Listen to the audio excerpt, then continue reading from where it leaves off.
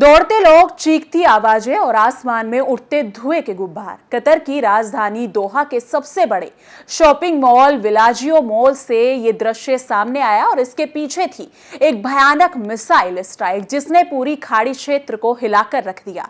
23 जून को ईरान के प्रमुख न्यूक्लियर साइट्स पर अमेरिकी सेना ने हमला किया। इसके कुछ ही घंटे बाद ईरान ने जवाबी कार्रवाई करते हुए कतर के अल उदीद एयरबेस पर कई बैलिस्टिक मिसाइलें दागी दी। यही वही बेस है जहां अमेरिकी सैनिक भी तैनात रहते हैं। कतर की एयर डिफेंस सिस्टम ने तुरंत रिएक्ट किया और सभी मिसाइलों को हवा में ही इंटरसेप्ट कर दिया। कतर और अमेरिका दोनों ने ये कंफर्म किया कि इस हमले में कोई भी घायल या मृतक नहीं हुआ है। हालांकि डर और दहशत का माहौल पूरे दोहा में हो गया है और यही वजह थी कि लोग मॉल्स और बाजारों से भागते नजर आए।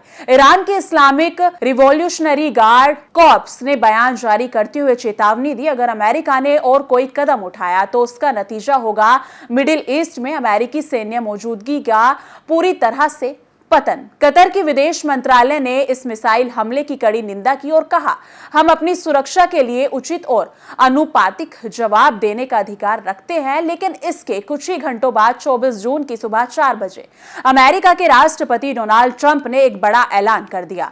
ट्रंप ने ट्रुथ सोशल पर पोस्ट करते हुए कहा, ईरान और इजराइल के बीच सीज फायर हो गया है, यानी 12 दिन की जंग अब खत्म हो चुकी है। इजराइल ने कहा, हमने अपने लक्ष्य पूरी तरह से कर लिए हैं। वहीं ईरान ने कहा, हम तब तक नहीं रुकेंगे जब तक इजराइल रुकता नहीं।